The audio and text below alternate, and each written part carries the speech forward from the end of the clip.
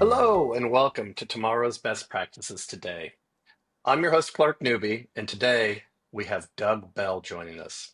Now, Doug is a partner and CMO at Chief Outsiders, and you may know these guys. They're the nation's leading executive as a service firm. So they help CEOs and their teams identify fractional marketing and sales executives that they need to bring in to help accelerate growth.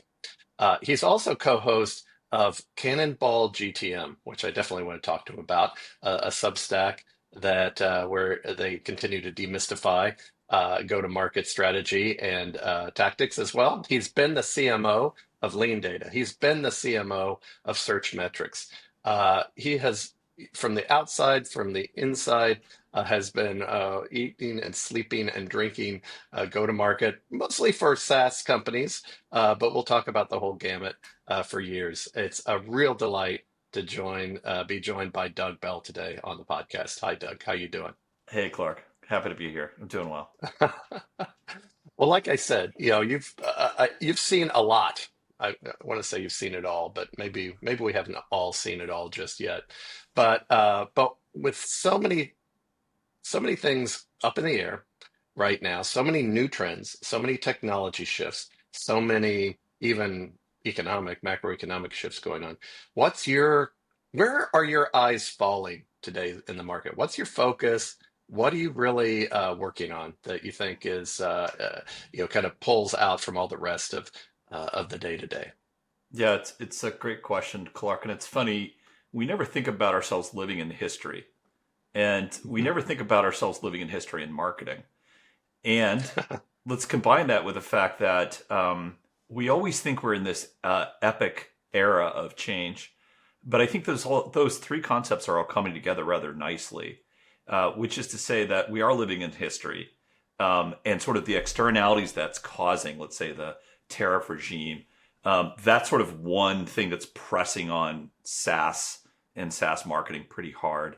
The other thing Yeah. is that we have this introduction of AI, both from a tool set standpoint for marketers, but also it's showing up quite a bit in our own products, and it's also showing up, in terms of an alternative to the traditional SaaS products that we've put out there. So I'm a little scattered, Clark, right now because there's so much going on, and I think I'm You like don't a have lot your of. finger on top of this? What is going on, Doug? You haven't figured this out for us? I have strong opinions about the directionality, and I think we'll spend time on those areas, Clark. But what I want to acknowledge is that we are living in history, and we have a lot of sort of forces pushing on what we Yeah. do as marketers, and especially on the CEO class, the folks that are responsible for growth. And it's a confusing time to live, but I do see this really bright and happy future. I'm not quite saying flying car future, but I do see like there's a light at the end of the tunnel in terms of what's next, and I'm really excited for it. So often we talk about as a marketing organization or marketing leadership or go-to-market leadership, um, being very mindful and keep yourself tied to the overall objectives of the company, right? Of the business uh, objectives of the company, right? I always talk about any marketing organization I've ever been in charge of.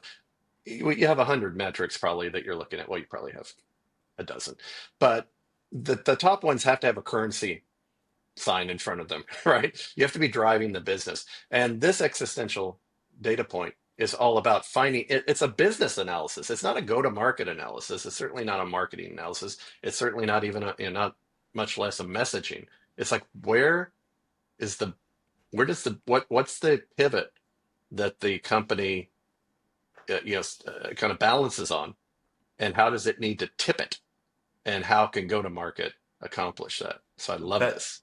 Yeah, that's exactly right. You're a quick study, Clark. Right. So that's the idea: is can I find that existential data point, and then what do I do with that? Well, I have to say this is me 6 months ago. You ready? So I get this little piece of like again, I'm gonna cognitive dissonance. I'm gonna go back 6 months ago to the old Doug, and I'm gonna compare it to the new Yeah. Doug. The old Doug would be like, oh, I'm gonna build an entire performance marketing motion around this because this is just gold, right? And I have no idea how I'm going to identify all the companies that are out there, but I'm going to saturate enough of them that I'm going to find it's There. the Plinko machine again, right? Yeah. right? So Yep. I'm gonna go see if I can figure this out. Well, okay, let's invert that again. So again, existential data point is utilization below 70%. Well, what's really interesting is there are all sorts of public databases out there that actually, because guess what? When you do construction, you need bonding, insurance, permits. Mhm. There's all sorts of data out there. And so I have a Yeah. counterpoint to the existential data point, which is ongoing jobs. And every time you start a job, let's say a road grading job, you have to tell the local or the state Department of Transportation which equipment you're deploying. Oh my Mhm. gosh, right? So suddenly I have all this data around which equipment is actually being deployed. And I Yep. also have, now guess what? Guess who also has to file with the state? The equipment manufacturer, sorry, the equipment lessors. They've got to let them know what's on their lot, right? Yeah. So now this is where we get into vibe coding. And again, I don't want to blow people's minds. You're like, okay, I love this idea. How do I make it work? Guess what? AI can do this for you. And what I call this is called vibe coding. So this is, you can use Python, or you can use basically you can have Claude write JSON code to tap into APIs. And if I can do this, I'm sniffing 60. If some old fogey like me can do it, folks, please know you can do it too, You right? can It's do very, this too. you can do this That's too. right. And so what you're doing is you're saying, okay, how do I sort of match data sets in this case to create this idea of what I'll call a permissionless value prop? And this, I'm telling you, I did not craft this. This is from my co-host Jordan Crawford. This is his brilliant, quantum mechanics physics brain that I never understand how it works, but it just understands this stuff. So I'm just parroting him here. But ultimately, what that is it is a message you would deliver in this case to an equipment lessor in, let's say, I don't know, Oklahoma, and it would say, "Hey, there are 3 jobs nearby that are missing this key piece of equipment that you happen to have on your lot, and Mhm. this represents this much in lost revenue for you. Would you like to know what the job is?" That's the message. That's the permissionless And value that's prop. not, and I don't think that's what most people would think of as a marketing message, right? That's like you're clearing a market, right? That's an economic, it's almost like someone would write an app to do that, right? It's a financial clearinghouse that you're running on their behalf, in order to have the opportunity to engage them and and and I guess, then kind of deliver the payload of your messaging You're right, but into that conversation. Clark, what was missing from that message? Me, and me, Yeah, right? yeah, Meaning the brand. There's nothing about Texada in that message. Not an like nothing, right? It effectively says, "I see your pain, and I have a way to solve for that pain." So it can't be a party trick, though, Clark. It can't be like, "Look at me, and I'm able to match yeah, together data." It yeah, has to associate with the core value prop of the brand that's sending the message. Well, in this case, guess yeah, what Texada does, right? They're very, very good at sort of matching and saying, "Hey, here's your inventory. Here are ongoing jobs," right? How do we match them? yeah, So it has to attach the value prop, but you immediately communicate your value prop by giving them a permissionless value prop. And instead of going, "Here's my landing page," and sending 16 more messages, you send one message and you go, "Are you interested in learning more?" So that's a good example of sort of how you invert, right? Always invert. That's how you invert. Go find that existential data point and sort of build your campaigns backwards out of that existential data point using publicly available data. Now, guess what, Clark?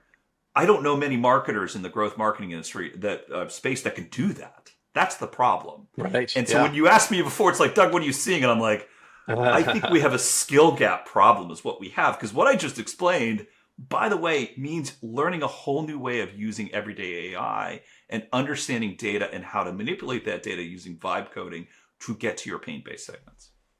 Right.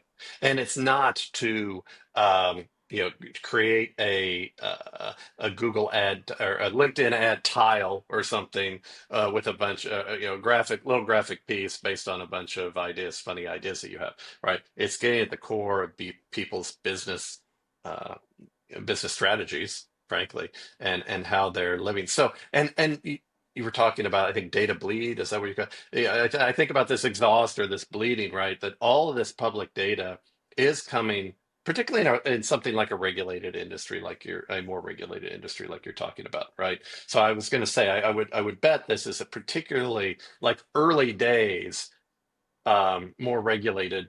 Uh, Having an ICP in a regulated industry makes this a stronger place to start. Yeah.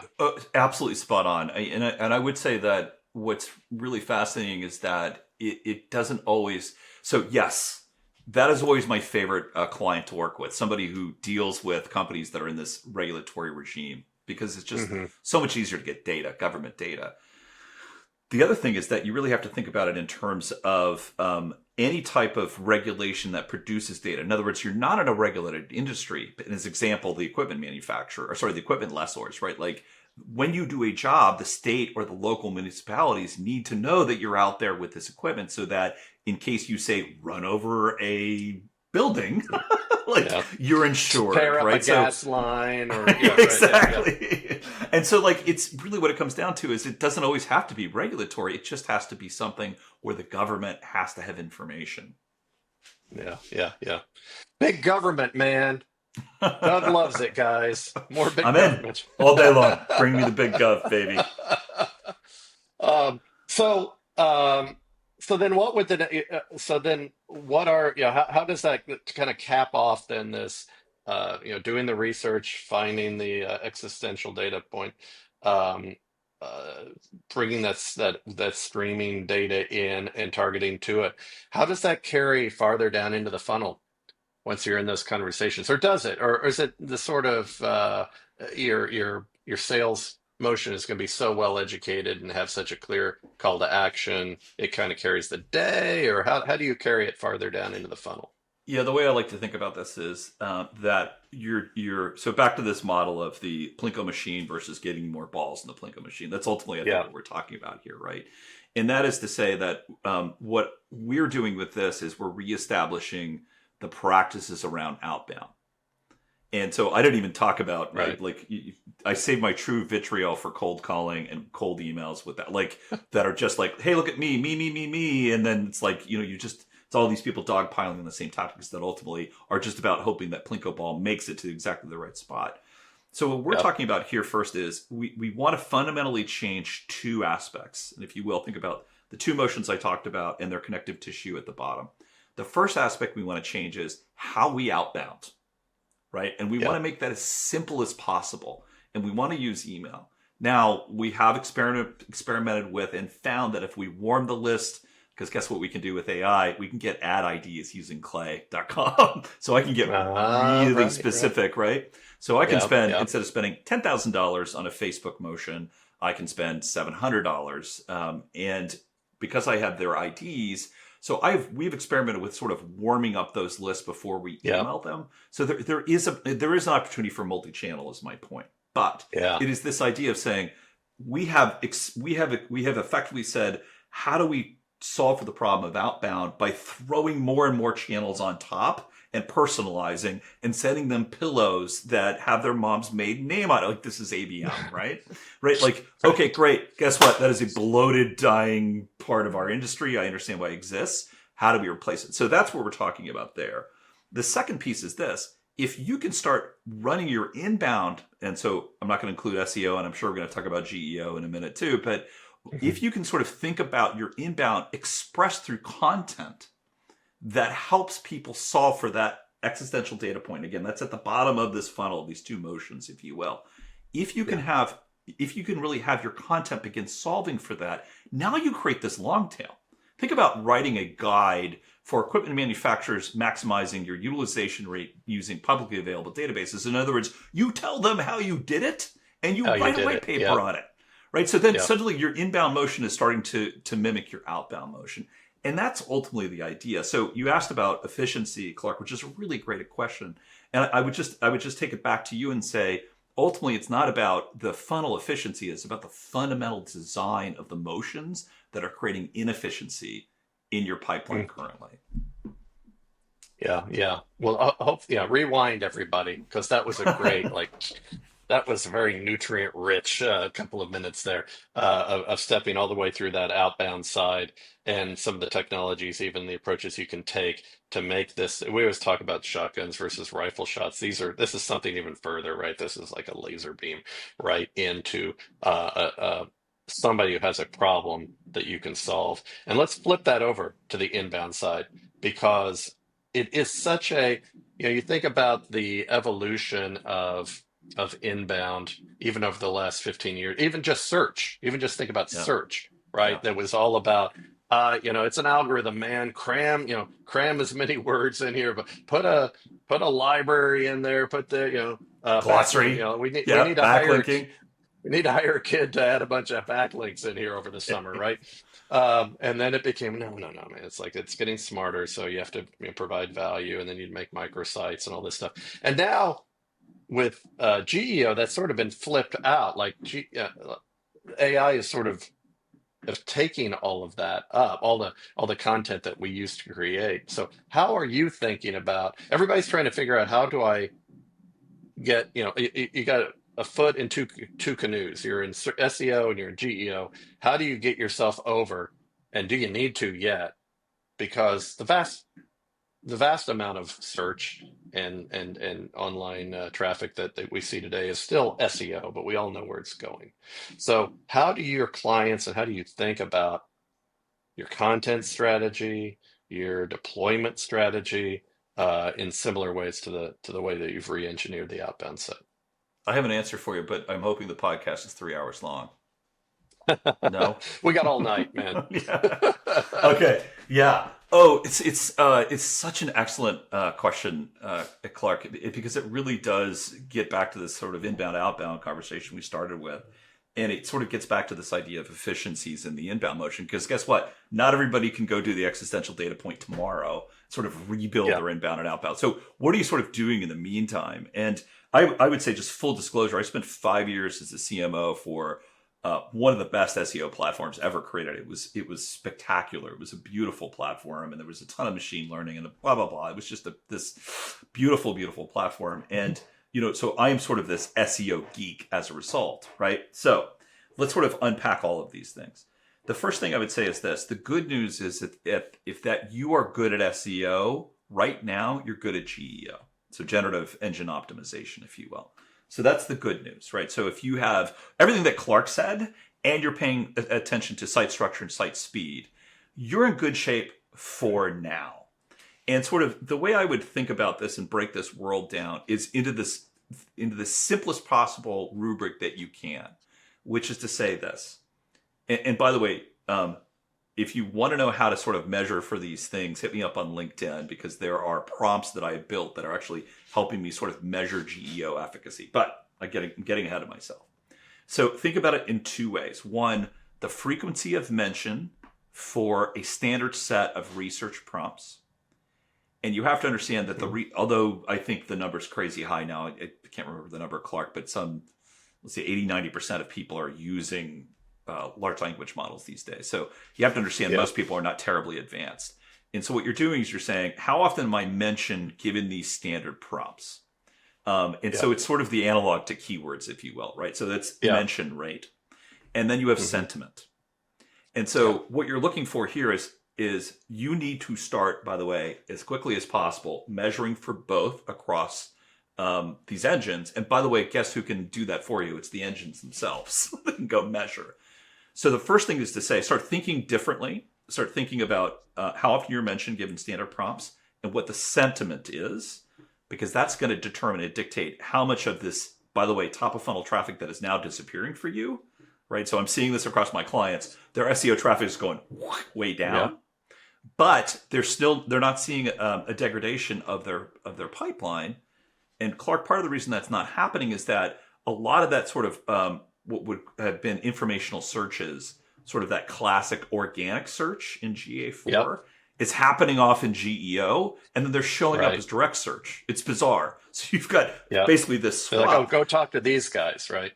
Yeah, all Exactly. So that, they're all that battle for authority, battle for awareness, but battle for sentiment and authority is happening kind of like offline in a different room now, and then they just come in straight through the door. You got with it, right? direct search. Yeah. So all that research is happening out there. Well, guess what? Where are the models drawing that data from? Your website, right? If you're in Yeah. SaaS, G2. So they're out there sort of crawling this vast data set that, by the way, Google is creating for them. Right. So that's Yep. why your SEO and your GEO are probably equivalent at this point in time. But there's one thing I have to mention, sort of talking about what's next, and the thing I would be very hyper aware of and paying attention to, and that is that SEO GEO is borrowing from SEO. Guess what GEO can't tap into? It's social media. It's the walled gardens. They cannot Right. crawl those sites, right? So it is your last sort of non-GEO place. And Mm-hmm. guess what? A lot of buyers are out there doing a lot of their shopping on social media. So I'm looking at this and going to my clients, I'm like, if you don't have a really solid content strategy that is addressing sentiment and Yeah. mention frequency that is tied to your ability to show up on social media, you got a problem. Yeah, that's a great point. One certainly that the lead tail gang here is very focused on is in a world where all of the assumptions of kind of generic search or um, yeah, flat out Google AdWord powered search strategies are eroding. It's still coming back to having a genuine connection, being able to share useful information and get an actual signal back from a prospect in these walled gardens, right? And it is a surprising I mean, years and years ago, um, I was a CMO and we were selling to mid-market finance CFOs, uh, controllers, etc. And we're like, we got to get into social media because it was, again, this was like a dozen years ago. And we're like, we got to find all the sites that CFOs go to, and we got to find all the groups that CFOs go through. Well, they went to ESPN, right? They went to wherever like they're in your real life, right? They weren't like looking at themselves through their professional lens all the time. And so I think it's just I bring that story back only to underline what you said, which is a lot is going on in social media, particularly now, when there's so much going on in terms of I get the culture. There's so much cultural discussion on social media that you think, well, that's a channel for that. But it is where people are living and making and talking to others, having conversations like this, and on the Substacks, and making these decisions about their business as well. And so there's a little bit of baby and bathwater. It feels like sometimes they hear social and they think of 2008 sort of whatever 2012 social media, and it's where we're all living. So of course it's where we're also trying to solve some of the business problems that we've got to. Yep. Um, so yeah, how about where do you think we are on this transition, this SEO out in the rest of this, right? So one piece of advice is make sure you're triple clicking on your social search strategy and your social engagement strategy. But out here in the wild, where SEO stuff is information is getting sucked into GEO engines and SEO activity is turning into GEO activity. How far down the line do you think we are there? Is this imminent now? Is it being oversold? Is it a hair on fire problem? How high on people's list does this need to be?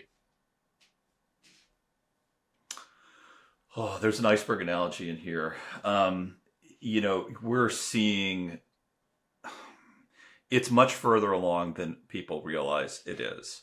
And I think the one metric I would track obsessively if I were a CMO is, and by the way, you're going to track this metric using large language models, is what percentage of business users are investigating brands using large language models. And it's accelerating across this curve so quickly because it feels so familiar to the people. Give you a quick story. My wife is in medicine and has to write these grant proposals, and she was like, I need help creating this thing. And I'm like, well, why don't we use AI? She's like, no, the ethics of it. And finally one day I was like, look, let's just And her mind was blown. She was like, "Oh my god! It took all this information and wrote this incredible content for me, and it's going to make my life easier because I'm going to write more grant proposals more quickly." And oh my god, I can't believe it. Well, that moment, she's a Luddite too. That moment's happening across the business world. Folks are, and by the way, their paradigm is search, right? So Right. what's happening is they're going, oh, my paradigm is search. I heard about large language models. Maybe I've gotten some help with content before, but I'm going to start doing research. By the way, deep research went from being a cheap ChatGPT Pro that cost $200 a month to being $20 a month to being free. And Gemini is offering, this is 2.5 advanced model. They're offering unlimited deep research. Okay. So what's going to happen is the moment people realize that they can get profoundly better data through the same paradigm, you're going to see this happen all at once. And the way I'm seeing, so that's sort of anecdotal. Let's talk about the objective data that's showing that this is happening on the market, which is we're seeing site traffic decrease driven by organic. And what we're seeing is that's getting replaced with direct traffic. And there is no better heuristic for an increase. So what's happening is what I'll call organic and direct inversion, which is that your direct traffic is higher than organic. Unless you're Apple, that's really unlikely. How does that happen? Yeah. Like, how does that happen? So if you're seeing that, your space is you're on the sort of bleeding edge, but it's going to be You're at the norm. front of this. Yeah. If you're seeing that, guess what? You've got GEO happening, and darn Skippy, you better make sure that your SEO site practices, your AI schemas, if you will, are effective. Yes. Yeah, that is a great indicator, right? That's a great piece of advice for our listeners to be on the lookout for. And it's time to start running this playbook. As soon as that starts looking close, that's great. Um, Again, as you mentioned, we could go on and on and on. This is fascinating, 3 days, right? For the we podcast, 3 days. appreciate Yes. your insights on this so much. It's a podcast sleepover. It's not tomorrow's best. Like we're gonna go all the way to tomorrow. So the best practices will be tomorrow. Tomorrow's best practices tomorrow. But I wanted to, as you mentioned, 20 years as a CMO, now working with all of these CEOs, CMOs, CROs, go-to-market types. I wanted to touch a little bit on just your career path. We've got folks at all stages of their go-to-market careers listening to us. Um, when you're talking to folks that are earlier in their career, or you're hiring well and developing your folks, do you have a couple of pieces of advice or kind of golden rules that you share with folks, or that you try to help folks figure out earlier in their career? Yeah, and it's changed. Yes, I do, and it's funny. It has absolutely changed so much in the last just even 6 months in terms of how I try and orient people. So the first thing is sort of heuristics for whether you're a fit in marketing. I'm going to just speak to marketing right now, Hmm. which is that I typically see one thing, and that is that they are infinitely curious. So I'm going to turn. I promise I'll turn that into advice. So that's one thing. And that's a good sign, because I think that's going to be the thing that sort of leads people through this transition. The second thing is, it used to be that marketers were, by and large, brand marketers. And I'm seeing this transition. So as an example, I'm a former M&A guy, right? Like, what am I doing in marketing, right? So the other thing I'm seeing is that these are people that are infinitely curious, and they're amazing pattern matchers. And so that infinite curiosity and that obsession with patterns, that ultimately leads to much more successful marketers, right? And those are the people, by the way, that also go, that playbook doesn't work anymore, right? They are sort of the people that are saying the emperor has no clothes. And so if I'm sort of directing them and saying, hey, how do you make that pivot over with those two sort of key heuristics? How do you pivot over? And effectively what I'm saying is that the answer typically is always in the data, whether that's your first party data or third party data that you can acquire. And then I'm trying to give them a framework. That's the idea of the existential data point. So my advice is this: stay infinitely curious, understand that the answers are in your data, and be willing to shake up the existing playbook. And if you can do those three things, I think you're going to be incredibly successful. And I was sort of the beginning edge of the generation of data-driven, sort of wonky data scientist type of folks. That's going to be the norm. Those are the folks that need to be out there. And the other thing is, I would say is, as much as I'm saying like the multi-channel market model is not working, it's not true.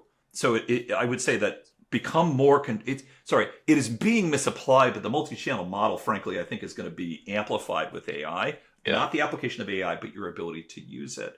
And the other Yeah. piece of advice is this is a really good time to become a generalist when it comes to the channels, but a specialist when it comes to recognizing and understanding and navigating data. And guess what? If Claude can write Python and JSON for you, you're now a data scientist. That's right. All of the we all told our kids to go study, girls that can code and study Oh yeah, coding and all this stuff. And it's going to be, there's a real whiplash going on, obviously, in the early part of, well, many career paths.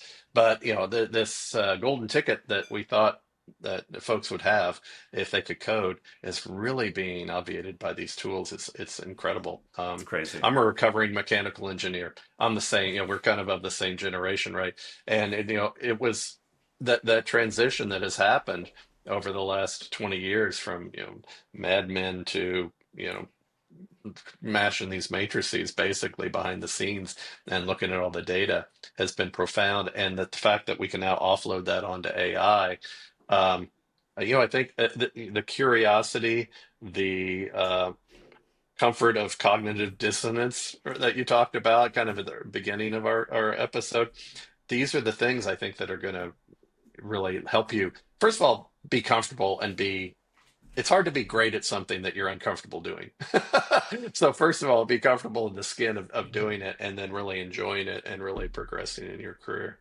Thank you for that. That's really great cogent career advice. I want to finish on one other point, which is um, the major goal for the podcast, right, is to have conversations like this where folks can give us advice, share their experience, tell some great stories, but also point us to other resources, point us to things that you find interesting in the rest of your life or extensions of this go-to-market life. And so I would just finish by asking, is there a resource or something you're enjoying these days that you would apply the networking effect to and share with our audience?